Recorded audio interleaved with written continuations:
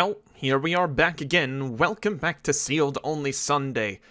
Last week, we had the biggest store ever, I think, considering we got every single supporter that wanted to join in to do it for us, and, I can't really say if we were better off or not. It's kind of a weird position to be in, because obviously, all that we got helped us, but it didn't exactly push us over a limit or anything. It kind of just added to the mess. Regardless of that, though, before we start today's episode, I'd like to let you all know that the official vote for New Game Plus has gone live. I have made a couple of announcements on this before, but it hasn't been featured in a video yet. Here you go. If you'd like to vote for the starting shop of New Game Plus, it is linked down in the description below, and it will be active up until about a month or so from now, I believe. We'll see. Regardless of that, if you'd like to cast your vote, then please make sure to do so, because time is running out. Regardless of that, though, this week we are just going to recap really quickly now that we're entering the final countdown yet again. This is our current level criteria. We have to finish one more challenge to get there, so if we have money to spare this episode, I may just go and do that.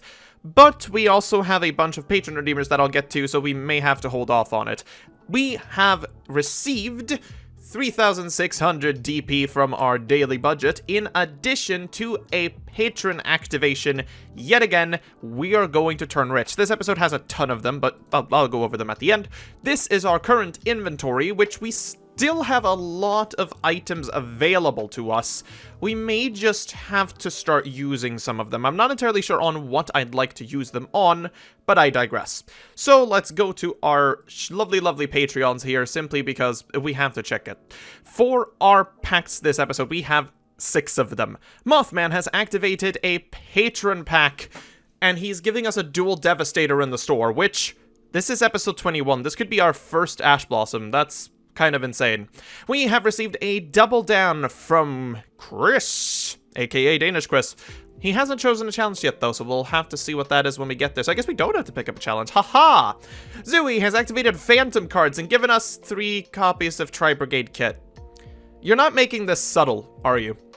Lardax has challenged us to a money match. Sirayue has given us a gift of items, which we will receive at the end of the episode this time. And Jade Chip Show has showered us with a gift of wealth, which means we'll receive another 5,000 DP to our budget this week, meaning we end up at 8,290. Yeah, that's really about it for this recap. The last episode, during the pre-duels, we went over kind of what we're looking for to finish some of our decks, and we're hoping to see any of that today. Let's head over to the store and hope for the best, I suppose. And here we are yet again, and oh boy, we actually have a lot of odd decisions to make this week. First of all, we finally have a dual Devastator on the board that is affordable to us. Thank God. I think this is the moment we have to pick this up. I don't think we can wait on it any longer.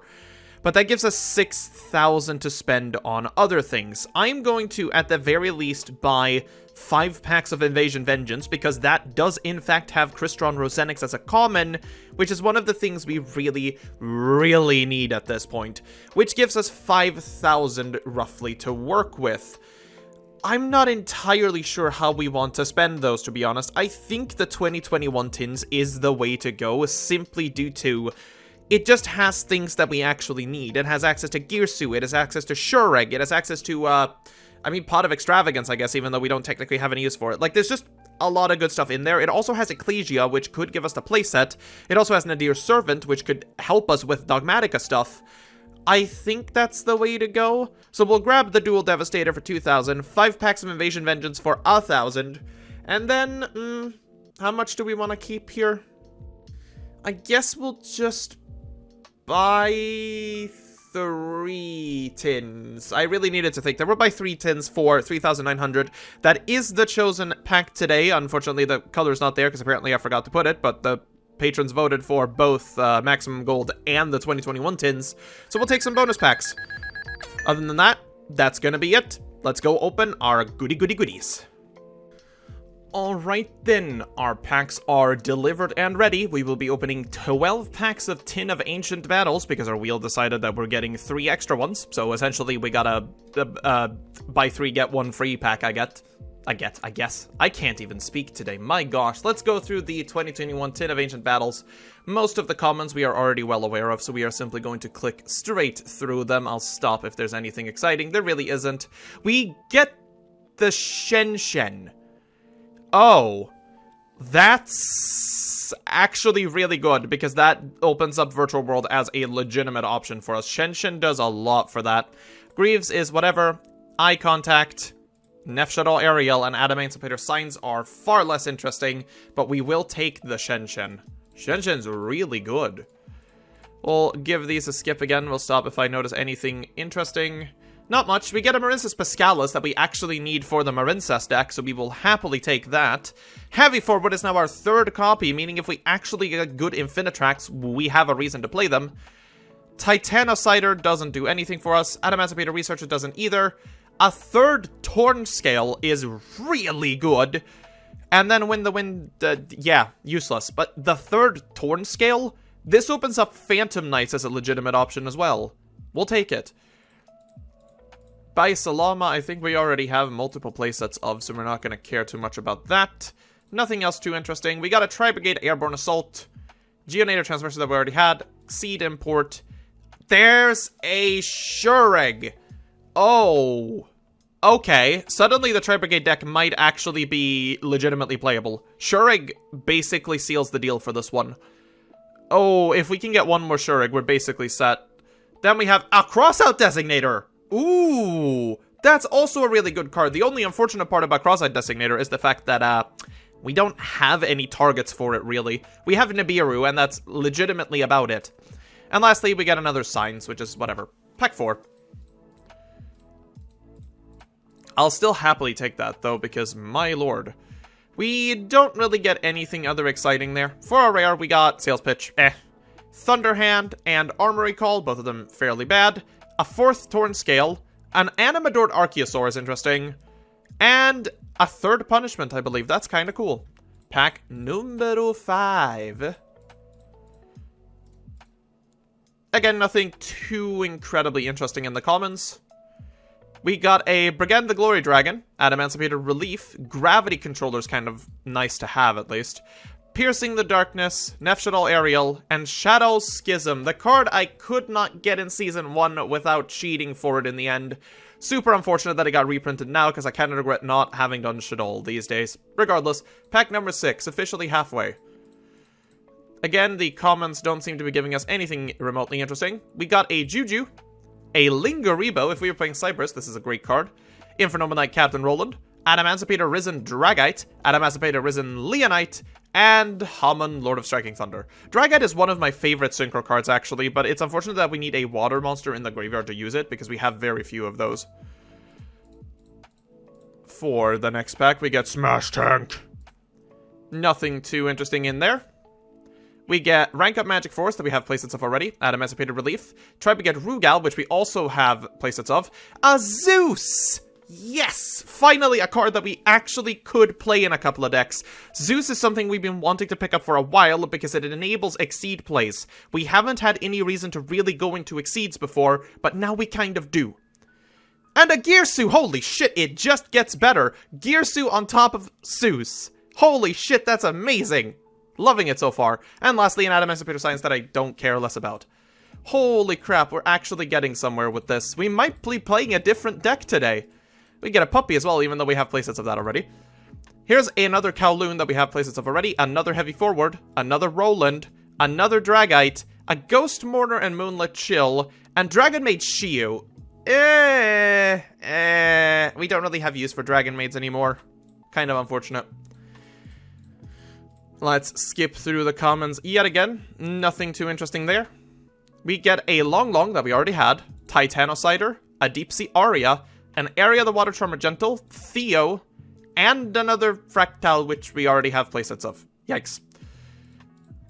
Okay, for the last one, not last one actually, we're going into some of the last ones is what I wanted to say here. Pack number 10, an Emperor Charles, Arc Rebellion Exceed, which we already have, Turn Trooper, another Fleur-de-Lis, Burning Draw, and another Punishment. Unfortunately, we already have Fleur-de-Lis. The one we really want to see is, honestly, we either want to see Nadir Servant or we want to see Ecclesia. We get a Union Driver, a Warning Point, an Armory Call, a Burning Draw, a Chi-Chi Ad Ignister, and another Hamon. And for the last pack of the 21 Megatin for today, we are looking at another Kinglong, the Gizmic Orochi, the Dreaded Deluge Dragon, Joyus, Picari at Ignister, another Karos, and a Fusion deployment. That wasn't exactly the greatest, but to be honest, picking up a Gear Suit and a Shureg kind of enables us to do some absolute shenanigans. So I'm honestly not too mad about it. Let's go for the Invasion Vengeance packs. Here we're looking for a common, and that is Crystron Rosenix. That is a Flower Guardian, Pandora's Jewelry Box, Greydol Slime Jr., Double Cipher, Ignites Unite, Amazing Pendulum, Flower Guardian, and the Phantom Knight's Rank Up Magic Launch is actually not a terrible card. Pack 2. Amazing Pendulum, Crystron Entry, Chem Critter whatever, Aroma Seraphy Angelica, Cyframe Accelerator, Chem Critter Hydron Hawk, Greydol Combat, Spiral Master Plan, and Red Eyes Insight. Nope. Greydol Combat, Chem Critter whatever, Present Card, Summon Gate, Aramos Angelica, Chem Critter Oxox, Amazing Pendulum, Turn Turk Gear, and Super Heavy Samurai whatever. Are we really not going to get this? Mare, that's a good card. Pandora's Jewelry Box, Double Cipher, Cipher Twin Raptor, Ignites Unite, Flower Stacking, Cardian, Aromate's Rosemary, and Spiral Resort. And for the last pack, am I really not getting... Oh, thank God, there it is. Crystron Rosenix. We actually pick it up in the final pack. Alright, I'll take that. We do get the Subterra Behemoth Stego Kraken, which we don't care about in the slightest, but Rosenix is the card we actually needed from this. Now that we have that, we might actually be playing Orcust today, with, like, no joke. There's a possibility we're playing Orcust. That's really interesting. Alright, we're gonna take this, take our newly found Dual Devastator as well, and we're gonna build some absolute shenanigans. Ladies and gentlemen, time's running out. Surprisingly, we've actually reached the point now where we need to start thinking about what to do going forward. I've said this a lot in the last couple of episodes, but we are really running out of time to finish these decks. On the other hand, though, today we actually picked up quite a lot of good pieces for things we're going to build later down the line. Our Orcus deck now basically has its entire core finished. Crystron Rosenix was the last card we needed to pick up to actually make the combo function, because we need something to send off of Scrap Recycler. Now that's a possibility to play. However, we're not doing that this week. The simple reason for this is, Zui has given us the Phantom card of Tri-Brigade Kit. If we're going to play Tri-Brigade, Kit is mandatory, and it is the last card we are now missing to play it. So this week, we're diving into Tri-Brigade for the first time. Yeah, I am not a Tri-Brigade player by any means, but the deck has shown to be incredibly powerful under the right circumstance. Our issue is the fact that we only have one Shureg, which... I'm going to be honest with you, we need 2 or 3 to actually make the deck good, because just having one kind of limits the place that we can do off of, well, the best card in the archetype, which is Tri-Brigade Revolt. For the deck, however, we do have nearly every other piece that we need, so we're just gonna give it a go. You can see the deck on screen. This is what I took to the Lupine Weekly this week. It's pretty good. I'm not gonna lie with you, it's really good. I'm shocked we managed to get this far into it. Our sideboard is still kind of bad because we're missing a lot of the sideboard potential cards. We only have one Ash Blossom because, yes, we finally have access to a Dual Devastator. Holy shit, I nearly forgot to mention that. We finally have a Dual Devastator. We actually have an Ash Blossom. We have a Lancia. We have half of the cards I've wanted to have for this entire series are finally in my possession. Okay, so positivity aside, this is what I'm attempting to play today. This will be the only week we can play this up until we either find the kits we need, or if we don't, we kind of have to put this deck on the shelf because the deck doesn't function without it. Simply put, it wants to turbo out Shureg and then sit on Shureg to banish a bunch of targets and then punch face for game. Is it optimal? Absolutely not. We're missing a lot of pieces to make it as meta-relevant as the deck is today, but I still want to give it a go because it's a very consistent archetype that should be able to win a couple of games at the very least. With that, we also have the challenge from Danish Chris showing in, and we have to get 2 exactly the same monsters on board. So we have to get 2 Kit, 2 Nerval, 2 whatever. Seems like a simple challenge, to be honest, but hey, if you want to throw me a bone, I'm not going to complain about it. Let's just head on over to the Lupine Weekly for this week and see exactly what the Tri-Brigades are capable of doing, at least in this state. Okay then, game number 1 of our Tri-Brigade week, I suppose, and we are up against Mothman playing her Mega Life Point Module, which is what I'm going to decide to call this deck from now on, because the last time we went up against this, we had to stare down 52,000 life points, which was absolutely insane. As you can expect though, our starting turn is terrible, because we immediately have to deal with a Dimension Shifter, which this deck does not like to do. That went on into her turn, and nothing really ends up happening except, you know, life points being gained, which is fine by us. We go for a Nerval. Nerval is the only thing we can really do. We're going for the Almirage, searching a Karas for the following turn, hoping we're not about to get absolutely smacked. Soul Absorption 2 hits the board, and a face down comes out, which we know from experience can only be one thing, so we immediately get it the hell out of there. That, of course, gains her 1,000 more life points, but what are we gonna do about it, really? We are attempting to go for the play here, now that we actually have access to Karas. Karas going into Bearbrum, linking them both off for a Rugal, activating the Bearbrum effect to search Revolt, setting to punching for 23 and for 0. Don't forget, 0 is important. And then passing turn. Mystic Mind's gonna come down, but we're immediately gonna flip the Imperial Order off the top that we had, which is definitely the saver of this game, activating the Rugal effect to get Karas back to hand. We draw a Nerval, which is okay, so we activate the Karas effect, which is going to activate the Nerval effect, which is going to surface a Fractal.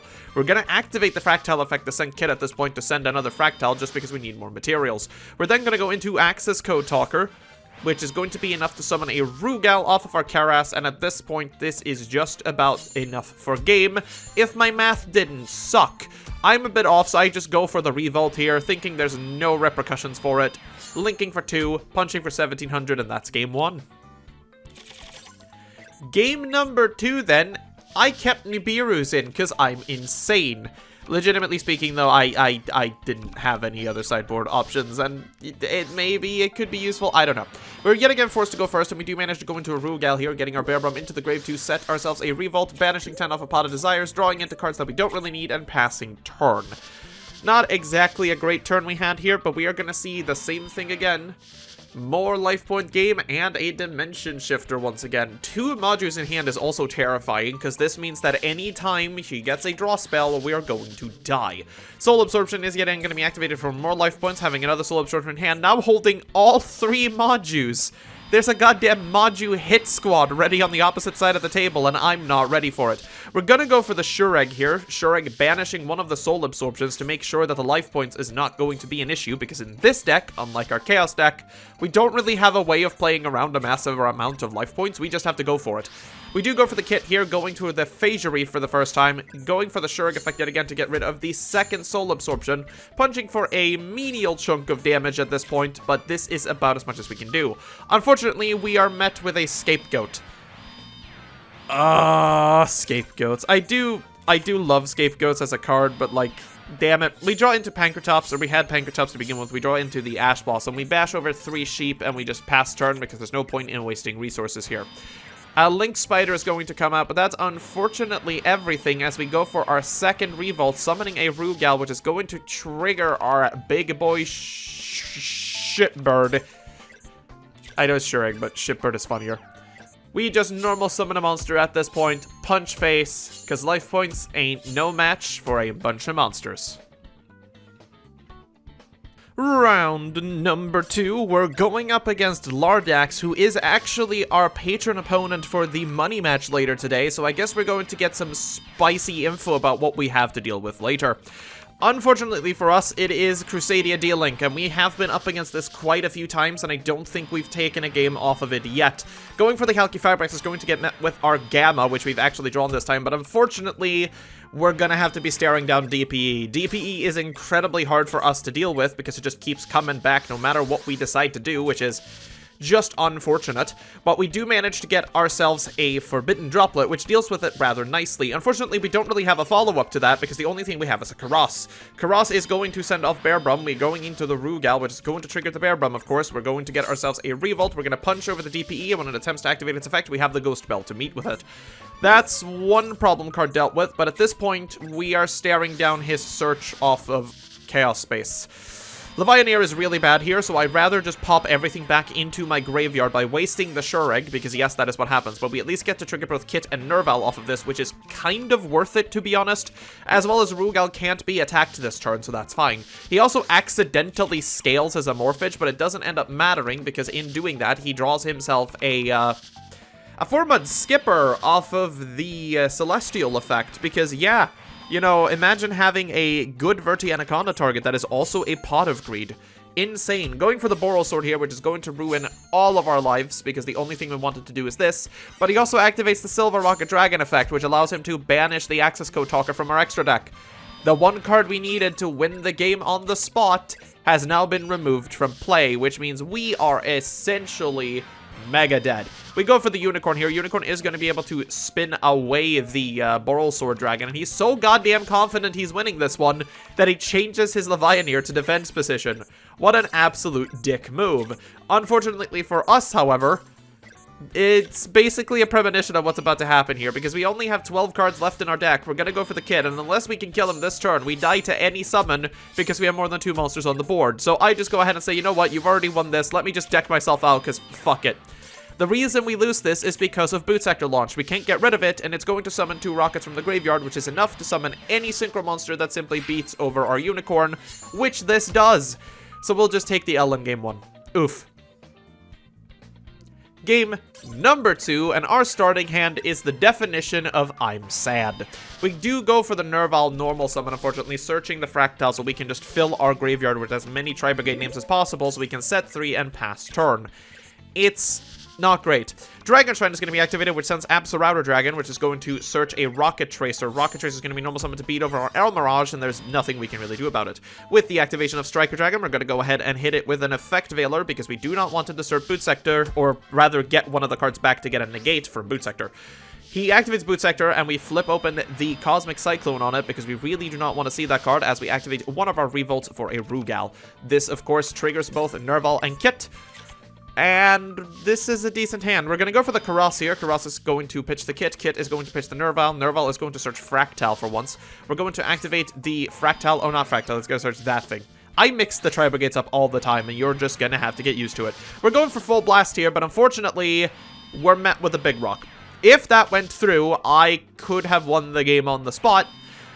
But such be the way of things. This means we have to waste our second Revolt in order to go into Shuring to get rid of that big rock boy, because we don't want him to destroy our token. Unfortunately, Sign-Up Mining is already in hand, which means he can search the 4-Mud Skipper, and with the help of 4-Mud Skipper, he can do his entire combo through Crusadia lines. He also gets to search Parallel Exceed off of this, which is sad, sad times. Crusadia combos are going to go off, going for Spatha, going into Draco, going into Elpie. Oh, not Elpie, Pisty. Elpie's banned. Rip Elpie. This is going to go into Boral Sword Dragon, which is going to activate the Parallel Exceed, and now with the token on board, this is basically a death sentence. Going for the Abyss Dweller as well, just for the punishment of existing, I suppose. Attacking into our Rugal, we take a bunch of damage, and our draw for turn is an Infinite Impermanence, which is nowhere near enough to end the game. Man, that sucks. Well, we did kind of misplay in this one as well, I guess. We overextended when we didn't need to. It's unfortunate. We'll just have to take our revenge in the money match later in the episode. It wouldn't be a sealed-only episode without our arch-rival, now would it? We're back again up against Mothman, this week playing his full-power zombies, because he's practicing for the regional coming up, apparently.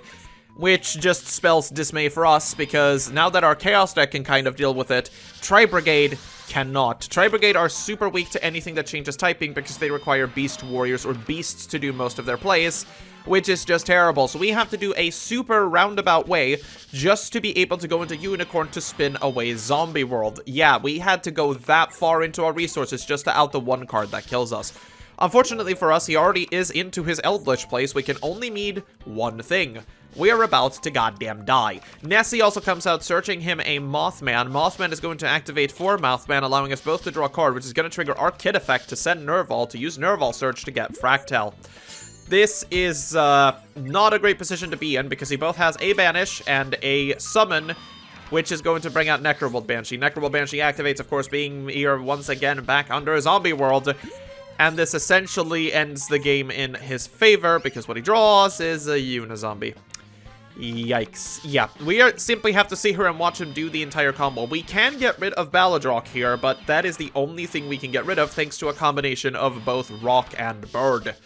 We do Rock as soon as Balladrock hits the board, and as soon as he activates an effect, we're going to use DD Crow to get rid of the Balladrock because it is actually terrifying to us.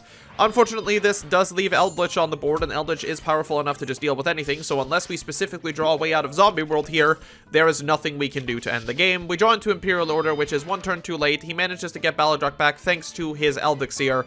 It's just a scoop. We have no chance at that point. We go to Game 2 then, and Game 2 is looking a little bit better. We go for the Pot of Prosperity here, searching a Pot of Desires, a Lightning Storm, and a Cosmic Cyclone, which is our actual pick, because that card is the best we get. We do have a Fractal as well as a kit in hand. I believe it's Fractal. Oh no, it's Karos. Damn it, I've been calling it Fractal this entire episode. It's Karos. God, I told you I don't remember the names of these fucking things. Karos is the one that summons itself from hand. Fractal kills itself to send more things to the graveyard. Whatever. We do manage to end on an Appaloosa at the very least with 3 negates here. And we're going to see one of the coolest interactions that I've never seen in my life. We are going to activate Revolt here, and we're going to attempt to summon Shureg. Shureg is going to get summoned, to which a Nibiru is going to get triggered, so we flip Summon Limit, thinking that negates it. Apparently, it doesn't. It just prevents the summon of the actual Nibiru tokens, but it still tributes everything on the board. I had no idea about that interaction. It's really interesting. We do manage to banish the Zombie World here thanks to a set card, and this time we're actually summoning Fractal. Now I'm correct this time, to bring out Rugal. Rugal and Fractal both punch face, to which we get an Eldritch. And it's going to destroy Summon Limit, which we're kind of fine with. When it attempts to activate its effect in the graveyard, we're just going to Solemn Strike it, leaving it in the graveyard for this turn. He sets a Hekaru, he manages to set another card, but he knows at this point he can't do much about it, and scoops it up.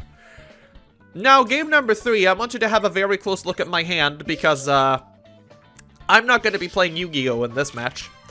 And neither is my opponent, to be fair, but he's going to be playing more than I am, because he at least gets to set 2 cards, activate Zombie World, and set a Monster Pass. Here, I am very at EDO, because instead of attacking, they swapped the places around for the attack and activate buttons, and I accidentally activate Pankratops instead of attacking with Pankratops, and this costs me the game. Like, a lot. Because we're now just going to be sitting here doing absolutely nothing for a bunch of turns as I draw hand trap after hand trap after hand trap after hand trap after hand trap, which aren't going to end up doing anything. But we also get to see Mothman do the most convoluted way of summoning Dragoon ever, as he super polys 2 of its own target to summon Necrosoul Dragon, then getting his Eldritch from the grave on board to summon Anaconda, which is just going to get hit with an infinite impermanence, so we found this incredibly fucking funny.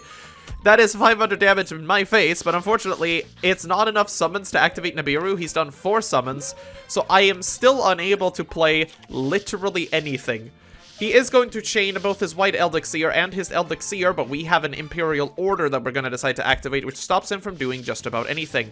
We do have a Fractal, which gets fucking negated. Our one way of winning the game just keeps getting further and further away, because we are just sitting with 8 hand traps each. Eldritch is going to get back from the graveyard once again, getting rid of the rivalry here, which is basically going to spell the end of the game as we get punched in the face double time. Any draw will do it. That ain't it, Chief, because the second we summon this and we go for the Almirage play, we banish a Nerval, or not banish, we throw it there, we get a Karos. We can't summon the Karos, and that is just the end of the game. So for the final match of today, we're playing up against Kardzar is easier to say, and he's playing Unga Bunga Kaiju, one of the funniest decks I think I've ever played against, because nothing in this deck made sense. Our starting hand is just about as terrible as it's always been, but we do manage to get our set cards on board, to which he dual links us with Kage Kokage and fucking Crooked Cook. I can't believe it.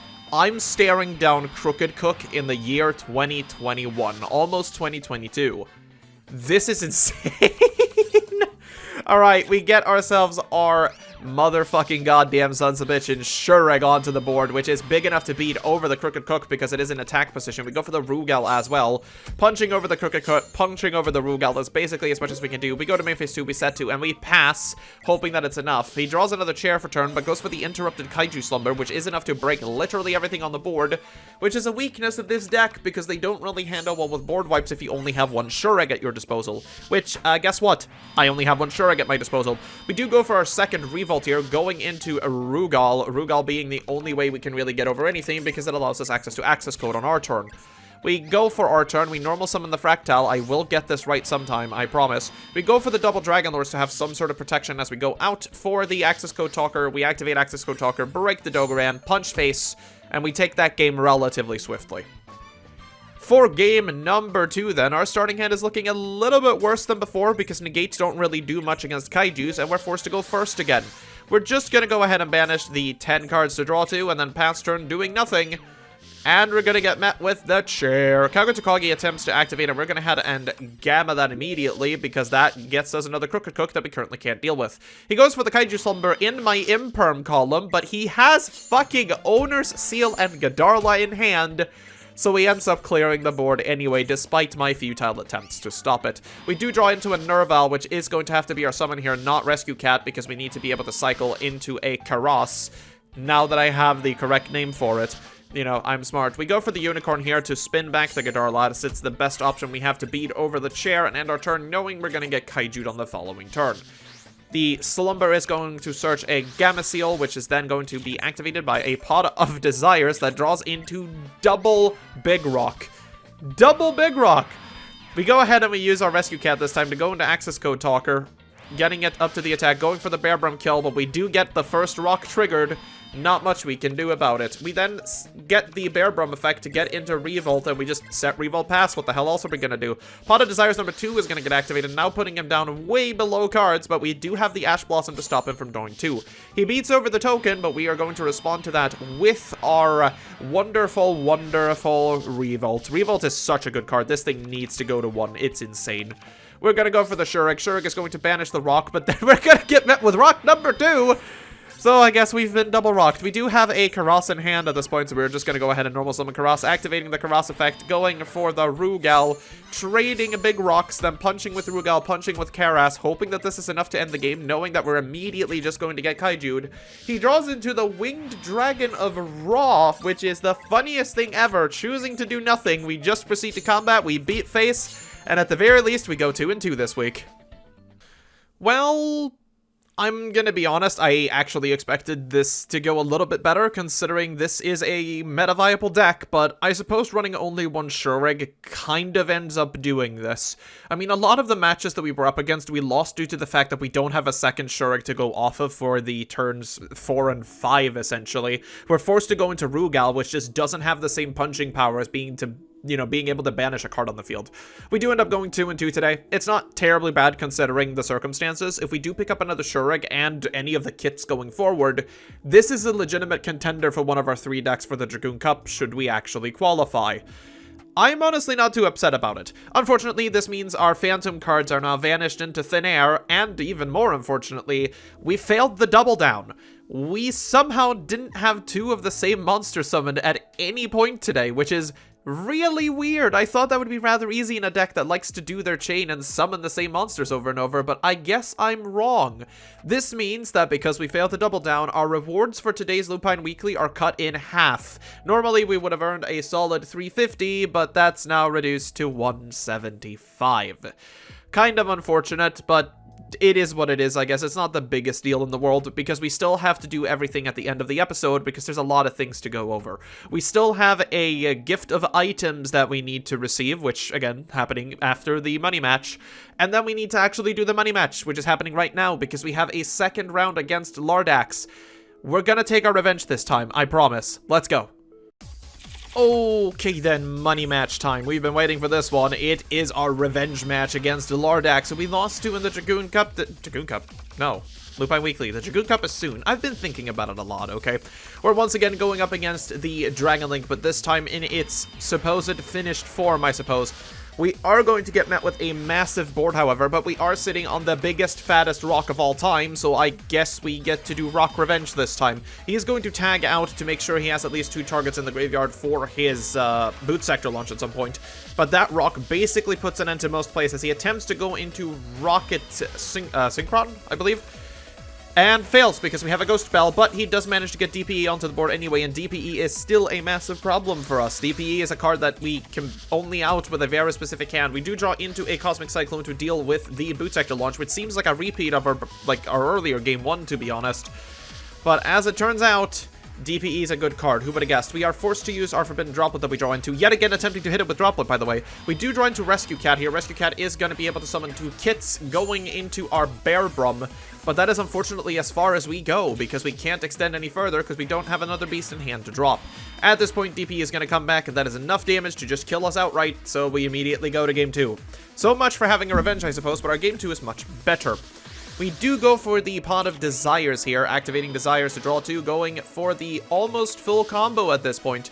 This time, I will remember that that is indeed Fractal Pitching Kit, which pitches Karos, and you'll be confused at this going, wait, why the fuck did you do that? Well, we have a set 4, as you can see. He's going to normal summon a Rocket Tracer, punching over our poor man, but that's kind of all that happens. We do decide to go for the Shurig here. Shurig, of course, attempting to banish the Rocket Tracer, and then refilling our hand using Tri-Brigade shenanigans. Turn comes back to us as he doesn't want to commit to doing anything, and I can kind of understand why with the hand that he has. We do manage to get a double Dragon Lords on board here, punching for a lot of face. Now that we know he has an Nibiru, we are going to attempt to play around it because we've already seen it once. Now he's going to go off with his Format Skipper, which we are going to choose to immediately return back to the hand because we don't want to deal with it. He's going for the Fusion Destiny. We flip Imperial Order, and that is going to be game number 2, ladies and gentlemen, because Imperial Order is a blowout card.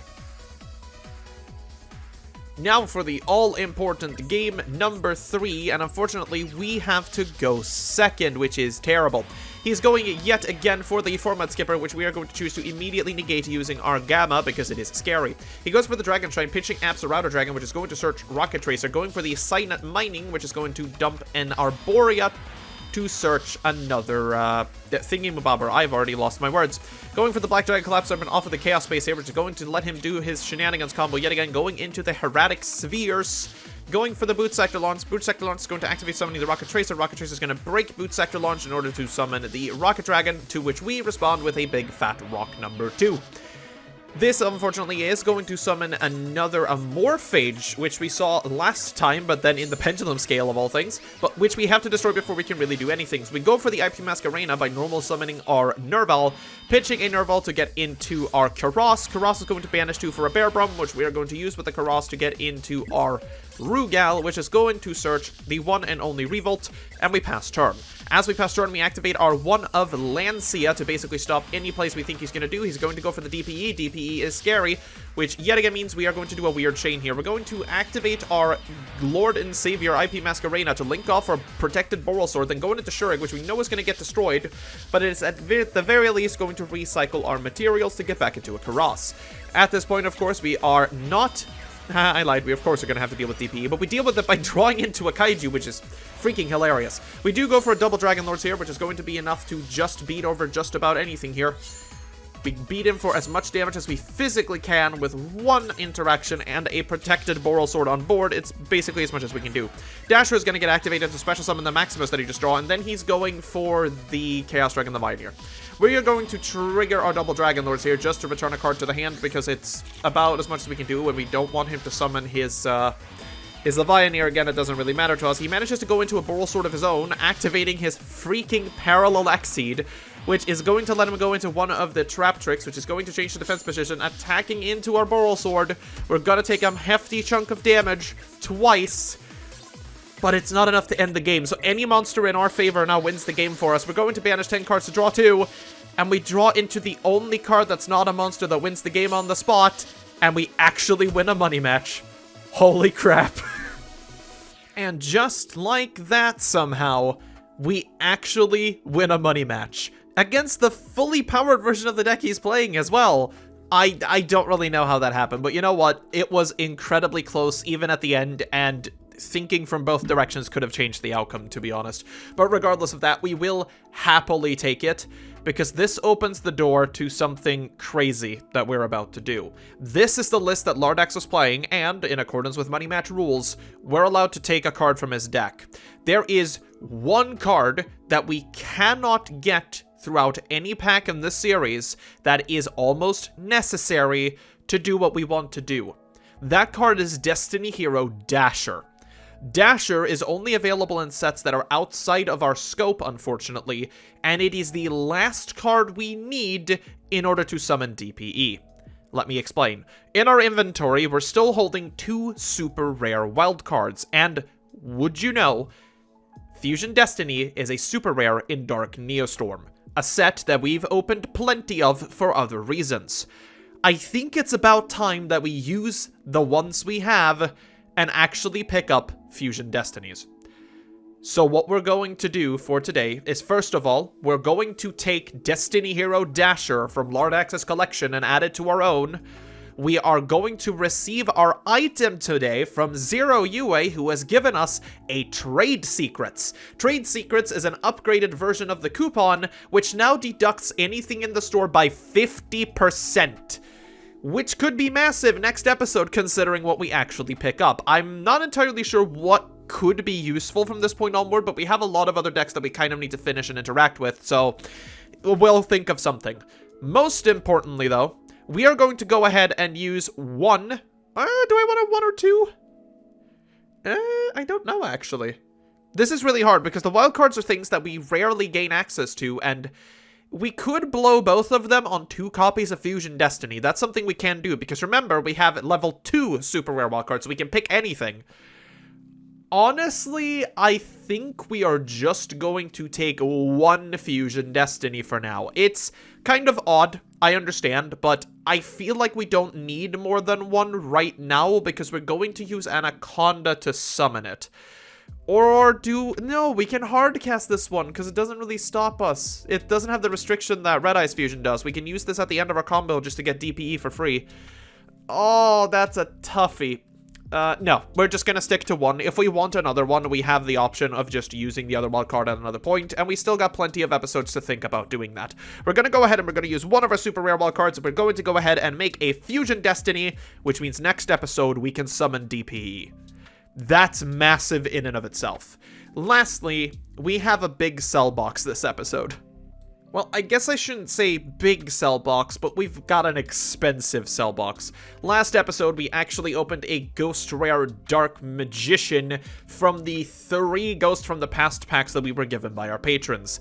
That card is now officially going bye-bye, along with a couple of other extras that I don't think we need anymore, one of which being our 2 extra copies of Borreload Savage Dragon, and a couple of other small cards like an Ascended Sage, as well as a 6 Samurai that's apparently worth a little bit, rounding off at a clean 12,000 DP, which, together with our rewards from today, puts us at 13,565 DP heading into next episode.